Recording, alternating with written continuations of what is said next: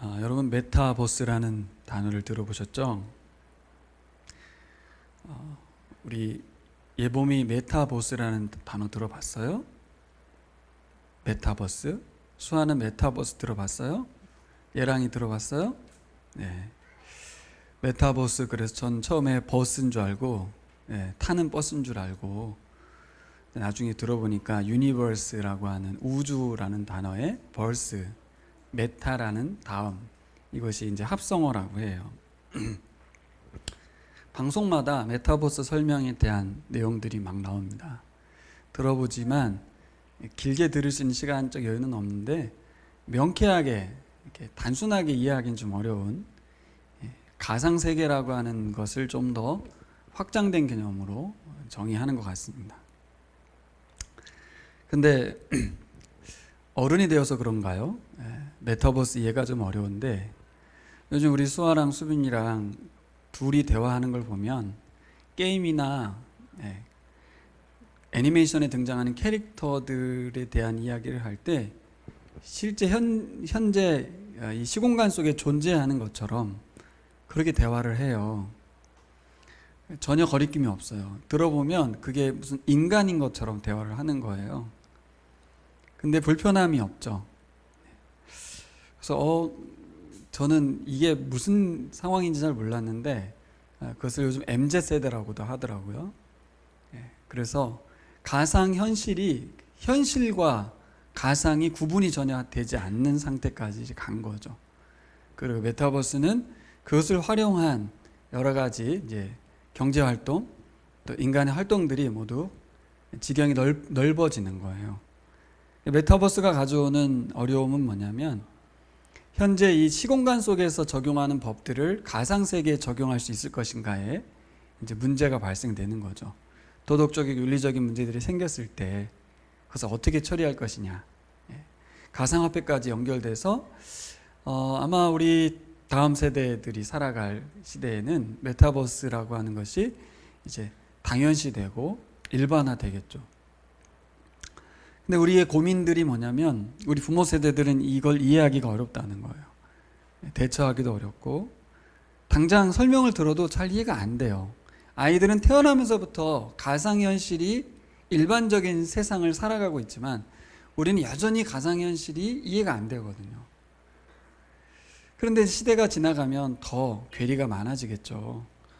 그래서 고민이 많습니다. 어떻게 이 다음 세대 우리가 신앙으로 지도하고 살아가게 할 것인가.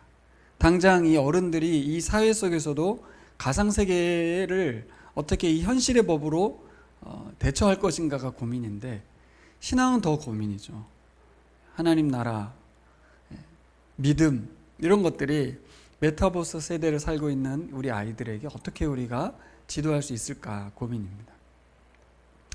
근데 우리만 고민이 아닌 것은, 여러분 시계를 한번 거꾸로 돌려보자고요.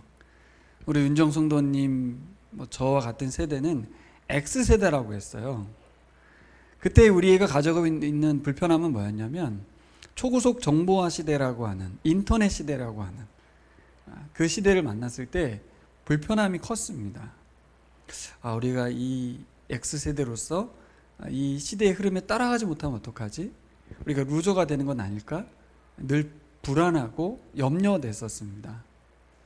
그러면 우리가 20대 때 그랬다면, 현재 우리 아이들이 우리가 생각할 때는 쟤들은 메타버스 시대에 알아서 잘 살 거야 라고 생각하지만, 동일하게 이 아이들도 우리가 이 세대를 따라갈 수 있을까? 우리가 이 초고속 가상현실 세계를 제대로 살아낼 수 있을까라는 부담감이 똑같을 것 같아요. 우리가 볼 때는 아이들은 잘할 것 같지만 사실 아이들도 우리하고 동일한 고민에 빠지지 않을까, 그런 생각 듭니다. 그래서 과연 우리 아이들이 이런 메타버스 시대를 살아가면서 아이들이 신앙의 위치는 어디쯤 위치할 것일까? 우리 보미와 예랑이가 살아갈 때, 이제 20대쯤 됐을 때 이 아이들은 과연 신앙을 가지고 있을까? 신앙을 가지고 있다면 어떤 모습일까? 고민되게 되는 거죠. 오늘 사사기 말씀이 마지막 절 10절에 보면 우리가 마주친 현실과 아주 동일한 상황을 말해주고 있습니다. 번데기 앞에서 주름 잡는다고 우리 영어 선생님 앞에서 제가 영어를 한번 좀 하려고 합니다. After that whole generation had been gathered to their fathers. 모든 세대가 그들의 조상에게로 돌아갔습니다. 그 후에 another generation grew up. 또 다른 세대가 자라났습니다. Who knew neither the Lord nor what the had done for Israel. 여호와를 알지 못하고 여호와께서 이스라엘을 위하여 행하신 일도 알지 못하는 또 다른 세대가 자라났다는 거예요. 제가 왜 영어로 읽었겠어요? 한국어로 읽으면 감이 잘 안 와요. 영어는 분명히 another generation이라고 되어 있습니다. 이게 또 다른 성경에는 one another generation이라고도 되어 있어요. 제가 오늘 제목을 전혀 다른 세대라고 말을 했는데 제목을 보면서 좀 뭔가 감이 잡히셨습니까? 사사기 2장 10절 말씀, 또 다른 세대의 출현. 과연 이스라엘에게 어떤 영향을 미칠 것인가? 가나안 땅에 들어와서 태어난 세대, MZ세대, 가상현실이 당연한 세대, 가상과 현실이 전혀 분리되지 않는 세대, 또 다른 세대. 이 세대가 어른들에게 질문합니다. 뭐라고 질문할까요? 대답해 주세요. 뭐라고요? 왜 하나님만 이어야 합니까? 이 질문은 우리 부모 세대도 답을 줘야 되는, 단순히 사사시대가 아니라 이 시대에 우리 부모들이 동일하게 답을 줘야 되는 질문입니다. 왜 하나님 이어야 하냐가 아니라 왜 하나님만 이어야 하냐는 것이죠. 이 질문을 이제 우리 예랑이와 예봄이가, 수아가, 수빈이가 할 거예요. 아빠, 왜 하나님만이야? 하나님 도는 안 돼? 하나님 외에 다른 것 왜 안 되는 거야? 꼭 하나님이어야만 돼? 여러분, 이 질문에 답을 줘야 합니다. 가나안 땅에 들어갔던 가나안 세대, 또 다른 세대가 이렇게 질문합니다. 아니, 언제까지 하나님만을 찾으면서 하늘만 쳐다보면서 살아가려고 하십니까? 지금 세상이 얼마나 각박하게 돌아가는데요. 얘야, 하나님이 우리를 이 땅에 오도록 얼마나 큰 일을 행하시고 우리를 사랑하셨는지 아니? 아니, 하나님이란 분은 그만 좀 울고 먹으라고 하세요. 언제까지 하나님 해주신 것을 되새기고 감사하고 고마워해야 되나요? 하나님이 좀 쫌스럽습니다. 그만하라고 하세요. 출애굽, 광야 생활, 가나안 땅, 정보 다 고맙습니다. 감사하죠. 근데 언제까지 감사해야 됩니까? 이제 하나님이 일하실 시대는 끝났습니다. 끝! 만나도 그치고 하나님이 더 이상 일하지 않으셔도 우리 이 땅에서 우리가 열심히 살아야 되는 거 아닙니까? 언제까지 하나님 타령하고 하나님만 섬겨야 됩니까? 이 자녀 세대의 또 다른 세대는 부모 세대가 빈약해 보이고요. 뭔가 나약해 보입니다. 왜 하나님을? 출애굽 이해돼. 광야 이해돼. 근데 여기까지 와가지고 하나님을 찾을 이유가 있을까요? 네? 노력하지 않는 것으로 보이고 열심 내지 않는 것으로 보이고 시대를 분별하지 못하는 것으로 보이지 않을까요? 여러분, 우리가 기도하는 모습이 우리 아이들에게는 어떻게 비춰질까요? 너무 나약해 보이지 않나요? 기도하는 시간에 가서 일하고 노력해 하셔야지 왜 하나님께 달라고 하시지? 거지 근성 아닌가? 여러분, 시각이 바뀐 거예요. 다른 세대입니다. 왜 오늘 세대를 다른 세대라고 했죠? 하나님을 알지 못하는 세대다. 이 하나님을 알지 못한다는 말이 무슨 말이죠? 하나님에 대해서 모른단 말이에요? 출애굽을 모른단 말입니까? 광야의 하나님 모른단 말입니까? 아닙니다. 하나님 지금도 살아계시다는 걸 모릅니까? 압니다. 근데 성경은 하나님을 알지 못한다 이렇게 말하고 있습니다. 우리 대한민국의 아이들과 청소년들과 청년들이 그럴 것 같습니다. 근데 제가 또 고민이 생겼어요. 자, 그렇게 말하면 나는 하나님을 알고 있나? 우리 기성세대는 하나님을 아는 세대인가? 어디가 기성세대일까요? 우리 시내는 기성세대입니까? 꼰대가 되면 기성세대인가? 나이 상관없이? 오히려 하나님을 안다고 말하는 사람이 꼰대 같은, 하나님 얘기 그만하세요. 나이 20대인데 하나님을 믿습니까? 오히려 젊은이들은 하나님을 의심하고 반역하는 것이 더 정상인 것 같은 그런 세대가 출현했습니다. 이들에게 우리 꼰대 같은 하나님만 믿으라, 하나님께만 예배하라, 우상을 타파하라 라고 말하는 우리들이 과연 이 아이들에게 하나님만 섬겨야 된다는 것을 어떻게 설득시키고 어떻게 이해시킬 수 있을까요? 이 전혀 다른 세대를 어떻게 우리가 변화시킬 수 있을까요? 사사시대의 상황을 7절과 10절을 통해서 아주 명확하게 드러내 보여주고 있죠. 7절에 보면 온 백성은 여호수아가 살아있는 동안 주님을 잘 섬겼다. 그들은 여호수아가 죽은 뒤에도 주님께서 이스라엘에게 베푸신 큰 일을 모두 눈으로 직접 본 장로들이 살아있는 동안에는 주님을 잘 섬겼다. 그럼 지금은 어떻다는 거예요? 지금은 영적 지도자가 부재하다는 거죠. 하나님의 존재를 인식할 만한 눈에 띄는 기적들이 이제는 일어나지 않습니다. 마치 21세기 현재 우리를 보는 것 같아요. 여러분, 우리 눈에 하나님 살아계시고 일하시고 역사하시는 것이 기적같이 성막 가운데 구름이 빽빽하게 임해서 아무도 들어갈 수 없을 만큼 영광스러움이 보입니까? 만나가 떨어지나요? 우리 아이들의 여러분 하나님 살아계심을 보여줄 수 있습니까? 그러면 영적 지도자가 있나요? 하나님을 아는, 하나님을 경험한 영적 지도자들이 있나요? 그런데 고민이 생겼습니다. 아까도 질문했지만 이게 영적 지도자가 있으면 해결되는가?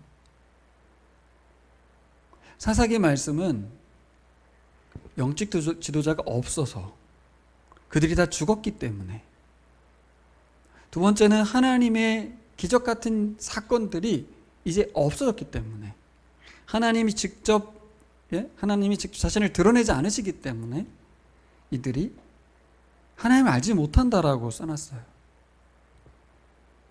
질문은 뭐냐면, 그럼 거꾸로 모세가 계속 살아있다면 이들이 어땠을까? 여호수아가 죽지 않았다면 어떻게 됐을까?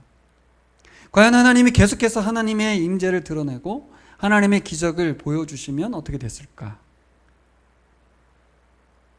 그럼 어땠을 것 같습니까? 그리고 거꾸로 시계를 돌려보세요. 과연 모세 시대 때는 이스라엘 백성이 하나님을 아는 세대였나요? 하나님의 임재가 강력했던 그 시대에 이스라엘 백성은 하나님을 아는 사람들이었나요? 제가 보니까 전혀 다른 세대가 출현한 줄 알았는데 동일한 세대입니다. 성경은 비꼬고 있는 거예요. 그래서 이 다음 세대는 핑계를 대는 거예요. 우리에겐 여호수아가 없습니다. 우리에겐 여호수아가 후계자를 세우지 않았습니다. 우리 엄마가 잘못한 거예요. 우리 아빠가 잘못한 거예요. 그들이 신앙을 물려주지 않았어요. 세 가지 탓을 하는 거예요. 지도자가 없다는 것, 하나님이 자신을 드러내주지 않는다는 것, 우리 부모가 신앙을 잘 물려주지 않았다는 것, 그렇게 핑계 대는 거예요. 그래서 우리는 어쩔 수 없어요. 우리는 하나님 몰라요. 그래서 우리는 하나님 모른 채로 살아가고 싶어요. 누구 핑계를 대는 거죠? 하나님 핑계, 부모 핑계 대는 거예요. 근데 여러분, 사무엘 시대로 넘어가 보세요. 사무엘의 아들들이 어땠습니까? 엘리의 아들들은 어땠습니까? 그 신앙 좋은 사무엘의 아들도 타락이고 엘리 제사장의 아들도 타락이고, 부모가 책임이 분명합니다. 영적 지도자가 있을 때 하나님이 알 수 있는, 더 깊이 알 수 있는 은혜가 있긴 있습니다. 하지만 사사기 말씀은 과연 그들에게 영적 지도자가 없어서, 그들에게 하나님의 기적이 나타나지 않아서, 그들의 부모가 제 역할을 감당하지 못했기 때문에 써있긴 그렇게 써있는데, 제가 이전에 묵상할 땐 그렇게 묵상했습니다. 그래서 이걸 교육 본문으로 이해를 했어요. 부모가 열심히 자녀들에게 신앙을 전수해야 된다. 지금도 많은 기독교 교육학자들이 이것을 그렇게 해석을 하십니다. 근데 제가 다시 보니까 아니야. 또 다른 세대의 출현인 줄 알았는데 아니야. 똑같은 세대, 전혀 변함없는 세대, 동일한 세대가 계속 나타날 뿐입니다. 하나님을 모른다고 하는 핑계를 대는 세대들이 계속 나오는 거죠. 지금도 동일하지 않습니까? 동일한 핑계를 대죠. 하나님이 내 눈에 보이도록 인식할 만큼 기적을 베푸시면 저는 믿을 수 있습니다. 여러분, 그런 생각 여러분 어렸을 때도 하지 않았어요? 저 하나님 눈에 보이면 믿을래요. 이렇게 했었어요. 다시 한번 고민에 빠졌어요. 이거 어떻게 하라는 소리지? 분명히 하나님만 섬겨야 된다는 걸 아이들에게, 우리 차세대에게 알려주긴 해야 되는데, 이들은 당신들이 하나님을 알려주지 않아요. 하나님이 기적을 베풀지 않아요. 이렇게 말하고 있거든요. 어떻게 하나님을 알아갈 수 있을까요? 어떻게 하나님을 아는 세대로 이들을 바꿀 수 있을까요? 일단 현상을 먼저 볼까요? 우리가 살펴볼 때 1절부터 보면 이들이 하나님 알지 못하는 세대로서 어떤 행태를 보였어요? 가나안 족속과 언약을 체결했다고 하죠. 두 번째는 가나안 여인들과 결혼했다고 합니다. 세 번째는 제단을 깨트리고 부수지 않았다고 해요. 이 세 가지 항목은 너무나 감사하게도 우리가 출애굽기 묵상한 것과 바로 연결됩니다. 출애굽기, 민수기, 신명기, 여호수아 이 세 책을 빼고 바로 출애굽기가 연결시켜 보니까 얼마 전에 우리가 말씀 듣고 묵상했던 내용하고 연결돼요. 하나님께서 뭐라고 했어요? 가나안 땅 들어가면 이 세 가지 하지 말라 그랬거든요. 가나안 땅 원주민과 약속하지 마. 그렇죠? 두 번째는 결혼하지 마. 세 번째는 가서 우상을 깨부셔야 해. 그런데 이 다른 세대들은 그대로 했습니다. 하지 말라는 걸 그대로 했다라고 성경은 기록하고 있는 거예요. 언약의 말씀을 가볍게 여긴 거죠. 왜 그랬을까요? 왜 이 하나님 말씀을 그냥 던져버렸을까요? 왜 파기했을까요?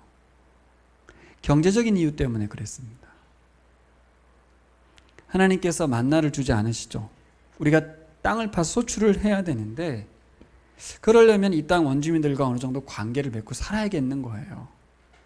무슨 얘기냐? 이 땅 원주민을 다 죽이기엔 너무 아까워. 나는 놀고 먹고 싶어.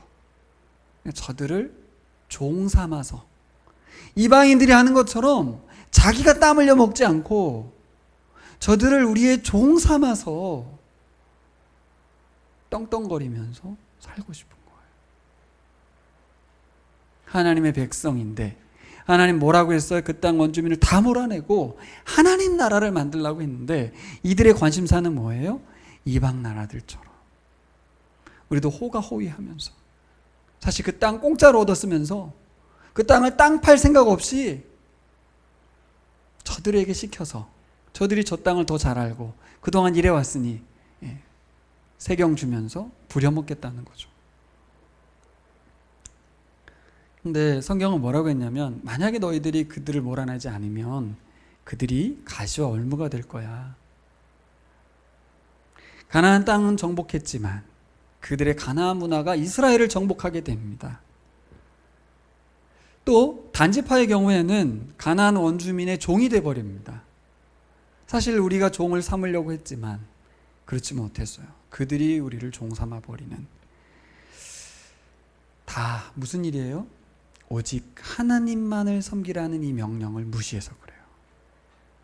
핵심은 하나, 하나님만 섬기라고 했는데 하나님도 섬기려고 하는 이 타협점에서 벌어진 일입니다. 이 또 다른 세대의 출현인 것 같지만 이 모습은 광야 세대나, 그렇죠? 지금 세대나 다 똑같아요. 하나님만 섬기는 세대가 아니고 하나님도 섬기는 세대로, 동일한 세대로 세상을 살아가고 있습니다. 어떻게 할 거예요? 이 하나님도 섬기겠다는, 하나님만 섬길 수는 없다는 이 세대를 향하여 어떻게 우리가 하나님만 섬겨야 해, 하나님을 아는 세대가 되어야 해 라고 어떻게 알려줄 수 있을까요? 저는 오늘 성경을 보면서 깜짝 놀랐습니다. 사실 오늘 1절부터 5절까지 말씀을 잘 보면 말씀이 혼재되어 있는데 뭐가 되어 있었어요? 아까 말한 대로 그들의 죄악이 드러나 있죠. 하나님 약속을 어긴 거에 대해서 언약을 체결하고, 그렇죠? 이방 결혼을 하고, 그리고 우상을 보존한 이야기가 기록되어 있어요. 사사기 말씀은 정말 불편해요. 사실 읽기 전에부터 읽고 싶지 않았어요. 내용을 다 아니까. 이 암울한 책을 또 읽어야 되나? 이 코로나 상황에 정말 암울한데 이 사사시대의 우리의 모습을 비춰주는 마주대하기 싫은 말씀, 이 불편한 말씀 꼭 봐야 되나? 여러분은 그런 마음 안 드셨어요? 손 들라가고 싶네. 나하고 똑같이 불편하면 좋겠어. 그런데 제가 1절에서 5절까지 보면서 이번에 깜짝 놀랐어요. 사사기 말씀에 대한 편견이 있구나, 암울한 이야기만 있구나 라고 생각했는데 아니에요. 오늘 1절부터 5절까지 말씀을 잘 보시면 오늘 천사가 길갈에서부터 복임에 올라와서 하신 말씀이에요. 출애굽기 말씀과 연결해 보면 하나님 어떤 분으로 등장해요? 오늘 경일 목사님 찬양한 대로 신실하신 하나님을 소개하고 있습니다. 그동안 이게 안 보였어요, 사실. 오히려 우리의 죄악이 보이고 우리의 잘못이 보이고 우리의 암울한 상황, 이 또 다른 세대를 어떻게 감당하지? 답이 없네. 하나님을 전혀 모르네. 그리고 우리도 죽을 텐데 나 죽으면 우리 수아, 우리 예랑이, 예봄이가 어떻게 될까? 답답한 마음이 강했는데 오늘 본문에 보니까 하나님은 이스라엘 이집트에서 올라오게 하셨다. 하나님 이스라엘 가나안 땅으로 인도하셨다. 하나님 이스라엘과 맺은 언약을 영원히 깨뜨리지 않는 걸 약속하셨다. 이 말 무슨 말이에요? 가나안 땅의 원주민을 다 몰아내고 그곳에 정착하게 하셨다는 거예요. 약속이 이루어졌다는 거죠. 이 약속은 아브라함부터 시작됐던 약속인데 400년이 넘어서, 그죠? 이루어졌어요. 하나님은 신실하신 분, 약속을 지키시는 분으로 사사기에 기록되어 있습니다. 그러면 이 약속을 지키신 하나님이 과거형이잖아요. 현재는 그럼 이 전혀 다른 세대에게 하나님은 어떤 분이십니까? 여전히 신실하신가요? 과거의 신실함만 얘기하는 꼰대 이야기 말고 진짜 하나님이 여기서 신실하게 살아계시냐? 성경은 어떻게 기록하고 있죠? 이 불신실한, 하나님을 알지 못해서 자기 마음대로 하고 언약을 다 깨버린 이 불신실한 백성을 향하여 사사를 보내주셨다고 그랬습니다. 내버려 두지 않으시고 구원자를 보내서 구원해 주셨습니다. 16절, 그 뒤에 주님께서는 사사들을 일으키셔서 그들을 약탈자의 손에서 구하여 주셨다. 우리 아이들, 우리 수아, 예봄이, 예랑이 들어주세요. 하나님은 지금도 구원자를 보내셔서 우리를 구원하십니다. 성경은 과거 이야기가 아닙니다. 현재도 살아계신 하나님의 이야기예요. 여러분, 우리 부모 세대로서 우리가 옛날 이야기를 가르치지 않았으면 좋겠습니다. 지금도 살아서 일하고 계신 하나님을 전했으면 좋겠습니다. 그러기 위해서는 우리는 뭐가 바뀌어야 될까? 어떻게 하면 우리 아이들에게 하나님만 섬길 수 있다고 말할 수 있을까? 오늘 제가 알려드린 대로 성경 보는 눈이 바뀌어야 돼요. 대부분의 성경 보는 눈이 뭐예요? 우리의 죄악을 만나고 우리의 불편함을 묵상합니다. 제가 보라 조 나눔을 할 때 보면 말씀을 열심히 들어놓고 뭘 나누고 있냐면 나의 현재 힘들고 어려운 얘기만 계속 쏟아내세요. 그리고 남 탓을 엄청 하세요. 말씀을 들었는데 그 말씀에 대한 은혜를 나누라고 했더니 어떤 개념이냐면 그 말씀이 저한테는 안 들려요. 지금 이 상황 때문에요 라고 계속 말을 하더라고요. 우리 남편 때문에 내가 미칠 것 같아요. 그래서 하나님이 좋은 분이시긴 한데 우리 집은 아니에요. 이렇게 말을 하는 거예요. 그러니까 성경 보는 눈이 안 바뀐 거죠. 하나님의 신실하심을 발견하라고 써놨음에도 불구하고 안 보이는 거예요. 사사기 말씀은 후대에게 주는 책이죠. 후대 이스라엘이 뭘 발견하라는 거예요? 이스라엘이 전혀 다른 사대가 출현했으나 하나님은 여전히 신실하셨다. 그분은 그때도 살아서 역사하셨다. 그것을 보라는 거죠. 이 암울함을 쳐다보지 말고 이 우울함에 갇히지 말고 하나님이 이 우울한 상황 속에서도 구원자를 보내신다는 것을 보라는 거죠. 근데 사실 현실에서는 우리가 나를 더 많이 묵상합니다. 나를 엄청 묵상합니다. 여러분, 나의 처지를 묵상하고 나에게 연민을 묵상하지 말고 하나님 그 살아계신 분을 묵상하시기를 요청드립니다.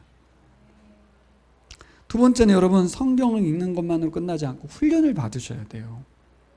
전 이번 주간에 계속 그 생각이 났어요. 훈련받고 있는 우리 교인들.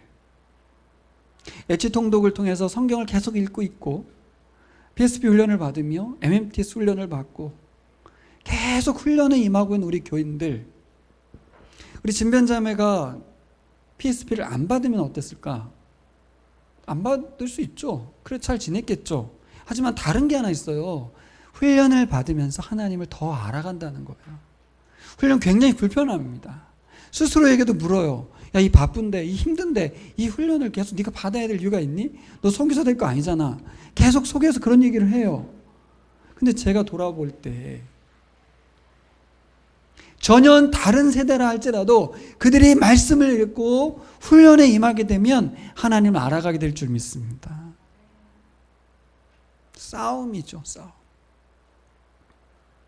우리에겐 훈련을 안 받아야 될, 못 받아야 될 100가지 이유가 있고 훈련을 받아야 될 이유는 하나도 없습니다.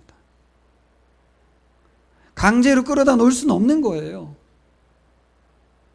그래서 우리가 하나님 말씀을 읽는 것과 훈련에 임하게 되는 것은 굉장한 복이라고 믿습니다. 여러분, 사실 솔직하게 말씀해 보세요. 훈련을 받으면서 정말 뜨거운 마음으로 하고 싶다 그래서 하는 사람이 누가 있어요? 없어요. 메타버스 시대라니까요. 이 시대에 무슨 성경을 읽습니까? 이 고전을, 딱딱한 책을.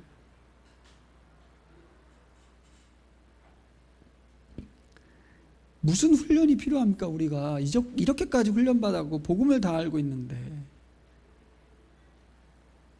근데 여러분, 아까도 제가 스스로에게 질문했지만 과연 나는 하나님을 아는 사람인가? 우리 세대는 하나님을 아는 세대가 맞는가? 하나님을 아는 세대는 다르게 살아갑니다. 하나님을 아는 세대는 전혀 다른 세대입니다. 말씀을 우리 사도행전을 가서 한번 어떤 세대가 하나님 아는 세대인지 살펴보려고 합니다.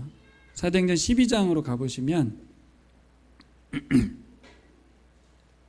어떤 세대가 하나님 아는 세대인가? 간략하게 12장을 요약해 드릴게요. 사도행전 12장은 예수님의 제자 중에 딱 세 명을 꼽으라면 누구 꼽을 수 있죠? 베드로와 야고보와 요한. 이 세 명을 산에 데리고 올라가시고 그랬잖아요. 근데 12장은 헤롯 왕이, 당시 왕인 헤롯 왕이 요한의 형제인 야고보를 죽입니다. 너무나 아주 간단하게 한 문장 써 있어요. 그는 먼저 요한과 형제간의 야고보를 칼로 죽였다. 수식어도 없고 설명도 없어요. 아무런 이야기가 안 쓰여 있어요. 저는 너무 놀라웠어요. 어떻게 이렇지? 신기하다. 성경이 왜 이렇게 기록하지? 근데 그 다음 장면이 더 깁니다. 다음은 누구예요? 베드로. 베드로를 감옥에 가둡니다. 교회가 어떤 마음일까요? 제자들 중에 가장 핵심 그룹인 3명의 제자에서 2명을 잡은 거예요. 요한은 아마도 상황상 못 잡은 것 같아요. 어디 간 거죠? 없는 거죠. 셋 다 집어넣으면 끝나는 일이었어요. 그러니까 헤롯은 대단한 사람이었던 거죠. 교회를 완전히 무너뜨릴 수 있는 절호의 찬스를 잡은 거죠. 교회가 어떤 반응을 보이나요? 잘 보시면 교회는 뭐 하고 있을까요? 교회는 기도하고 있습니다. 12절, 이런 사실을 깨닫고서 베드로는 마가라고도 하는 요한의 어머니 마리아의 집으로 갔다. 거기에는 많은 사람이 모여서 기도하고 있었다. 여러분, 하나님께서는 또 다른 세대에 반해서 전혀 다른 세대를 일으키십니다. 전혀 다른 세대가 출현했다고 하지만 아니에요. 동일한 세대예요. 모든 세대는 다 동일합니다. 하나님도 섬기겠다는 사람들 뿐이 없어요. 하지만 전혀 다른 세대는 뭐예요? 하나님만 섬기는 세대. 어떤 사람들입니까? 기도하는 사람들입니다. 어떤 상황 속에서? 이 암울한 상황 속에서, 이 절망적인 상황 속에서 모두 흩어져야 되는 거 아니에요? 야고보 죽었고 베드로도 이제 죽음의 위기에 처했습니다. 이때 이 사람들은 흩어져서 각자 도생을 해야죠. 근데 왜 모여 있습니까? 기도하려고. 이게 다른 세대인데요, 전혀 다른 세대입니다. 줄기만 다른 게 아니라 완전 다른 세대. 하나님은 이 다른 세대를 세우셨습니다. 이들의 기도 가운데 하나님께서 응답하셨죠. 천사가 나타나서요, 베드로를 감옥문을 열고 빼냅니다. 여기 죽음이 여러 개가 나오는데 야고보 죽고요, 그 감옥에 있었던 간수들이 죽습니다. 그리고 또 죽습니다. 헤롯도 죽어요. 헤롯이 벌레 먹고 죽습니다. 이 12장 안에 죽음이라는 단어가 여러 번 나옵니다. 그러니까 생사를 오가는 신앙생활, 죽을 수 있는 위기에서, 생명의 위협 가운데에서 교회는 모여서 기도를 했습니다. 뭐 하는 짓이죠, 이게? 코로나 상황 속에서 예배에 목숨 걸었던 분들이 한편에선 이해가 돼요. 이걸 이렇게 적용했던 것 같아요. 그래도 우리는 흩어지면 안 돼, 모여야 돼, 예배 드려야 돼 했던 것 같아요. 그러니까 한편에서 이해는 돼요. 분명히 상황은 다른데. 자, 여러분, 전혀 다른 세대는 어떤 모습이에요? 생명의 위협이 있을 때에 어떤 선택을 합니까? 생명을 넘어서는. 이걸 어떻게 해석할까요? 목숨을 걸은 걸까요? 어떻게 이게 가능하죠? 마지막 말씀에서 찾을 수 있습니다. 49절 말씀 같이 읽을까요? 이렇게 해서 주님의 말씀이 그 온 지방에 퍼져 나갔다. 네. 24절로 가볼까요? 12장 24절이다. 잘못 읽었네요. 그죠? 다른 본문 12장 24절 다시 읽어볼게요. 하나님의 말씀이 점점 더 널리 퍼지고 믿는 사람이 많아졌다. 전혀 다른 세대가 어떤 모습인지 여기에 드러나 있어요. 자, 여러분, 이런 상황이 되면 교회는 어떻게 반응했나요? 하나님께 기도했죠. 근데 하나님께서 일하실 것을 믿었죠. 어떤 방식으로든 하나님께서 이 상황을 주관하실 것을 믿었죠. 실제 하나님 일하셨습니다. 천사를 통해서. 이 상황을 경험한 교회는 어떻게 됩니까? 하나님의 말씀을 더 멀리 확산시켰어요. 그리고 그 결과가 믿음의 사람들이 많아졌습니다. 신기하죠? 거꾸로 하려고 해서 된 게 아니라 이들이 왜 이렇게 됐을까요? 왜 흩어지지 않고 거기에서 복음을 전하고 믿는 사람이 더 증가됐을까요? 예수님이 지금도 살아계시다는 거예요. 이들이 전한 것의 핵심이 뭐예요? 그리스도께서 살아계시다는 거예요. 예수가 살아계시다는 건 어떤 의미입니까? 우리가 죽지만 부활하여 예수 그리스도와 함께 다시 살아날 것을 믿는 것입니다. 죽음을 넘어선 신앙, 이것은 목숨을 걸었다라기보다는 예수의 부활을 믿는 이들은 이 죽음으로 위협할 수 없는 하나님 나라와 예수의 부활을 확신하고 있기 때문입니다. 이들이 모여있는 이유는 그것 때문입니다. 전혀 다른 세대이기 때문이지 그들이 노력한 것이 아니고 그들이 마음먹은 것이 아닙니다. 신앙을 지키기 위해서 발버둥 친 것도 아닌 것 같아요. 뭐예요? 하나님이 통치해 주십시오. 부활하신 예수 그리스도께서 이 상황을 주관해 주십시오 라고 기도한 것입니다. 전혀 다른 세대죠? 네, 동일한 세대가 아닙니다. 세상이 너무 급속도로 발전하기 때문에 두려워하는 세대도 아니요, 세상이 우리를 위협한다 해서 죽음을 두려워하는 세대도 아니요, 오직 하나님만을 예배하는 세대며 그리스도 예수를 부활케 하신 하나님을 찬양하며 예배하는 세대고, 이들은 죽음의 위협 가운데서도 전혀 흩어지지 아니하고 복음을 전하는 데 힘썼습니다. 복음의 핵심 뭐예요? 예수 그리스도가 살아계시다. 우리를 죽음으로 위협한다 할지라도 우리는 부활할 것이다. 소망 가운데 살아가는 사람들이었습니다. 여러분, 그 로마 시대에 살아남는 게 무슨 의미가 있겠습니까? 여러분, 이 시대에 우리가 메타버스 시대니 뭐니 다 필요 없고 우리가 오래 살든 장국에 살든 그게 무슨 의미가 있습니까?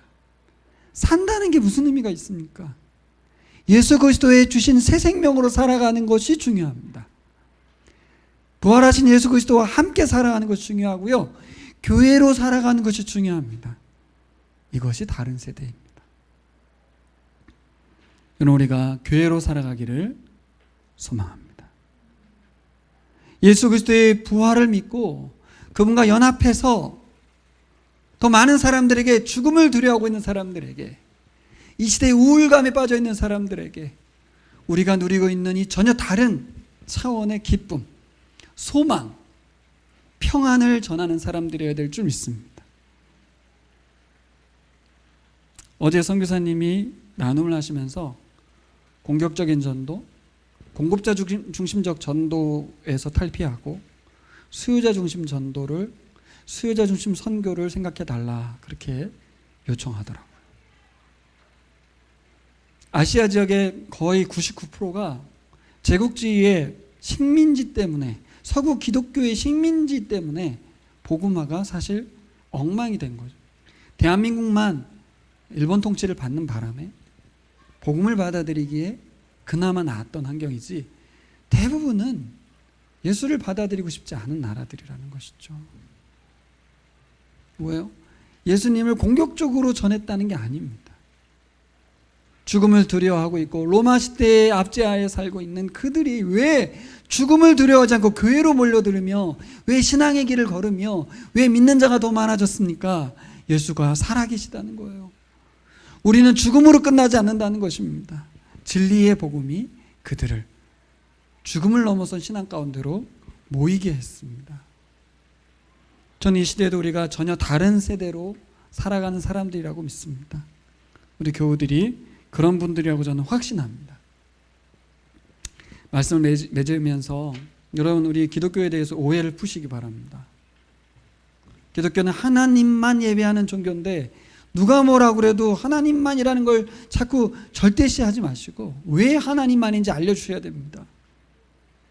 우리 양지 집사님 왜 하나님만이냐고 유학생들이 물어보면 뭐라고 대답하실 거예요?